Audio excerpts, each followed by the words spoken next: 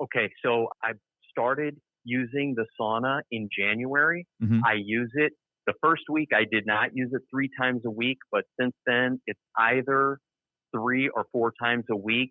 Essentially, it's every other day. Hmm. And the binders, I've been using them for essentially the same period of time. Okay. And has that changed anything, positive or negative? So I've noticed interesting things. For example, shortly after starting the sauna, um, I got rashes under both of my arms, Hmm. and then those resolved, Yep.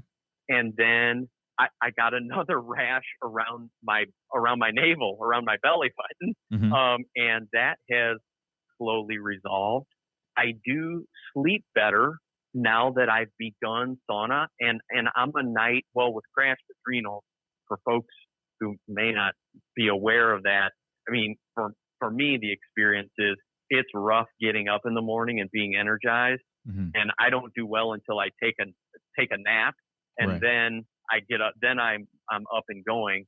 Therefore, I do not like to do the sauna early in the day. Hmm. I do it. I do it in the evening. That's fine. So let's see. Did I answer your question? Kind of. So when you first started the sauna and you were doing it initially, you were also doing the binders since the very beginning, or no? Yes. Yep. Okay. Started binders and sauna same time in January. So about 4.5, 5 months, something like that. Okay. Yeah. From January to now, it'll be about 4 months. I mean, there's a ton of stuff that you can do. You can try various different detoxes. You can try different binder combinations. Some of the detoxes I would hesitate to tell you to do initially because you said you had ill feelings from a provoked heavy metals challenge test. So generally, I mean, rule of thumb is to use the sauna plus binders for about 6 months if you're a person that's sensitive to, like provoke testing. Yeah, it's hard for me to say because I'm not a doctor and I'm not there with you and I don't have all your history and all that kind of stuff.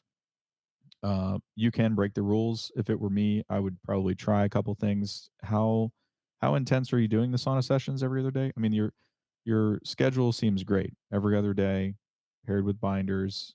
Um, I mean, what you're doing is fine. I know you don't like the sunlight and solo dome EMF levels, but I think it's better for you to keep using it than not, based on what you've said. Um, so, how long are your sessions and how hot are they? Between 28 and 32 minutes is the length of time. In terms of temperature, unfortunately, I have not put a thermometer in there, but I have the settings on 7. So Okay. on a scale of 1 to 9 or 1 to 10, Hmm. it's not at the maximum. And I'll tell you, I sweat and I sweat profusely, Okay. and I'm just everything is soaked when I get out of there. Gotcha. Yeah, I mean, I think the binders that you're using is good. I mean, I have GI Detox. I've used it before myself. I think it's fine.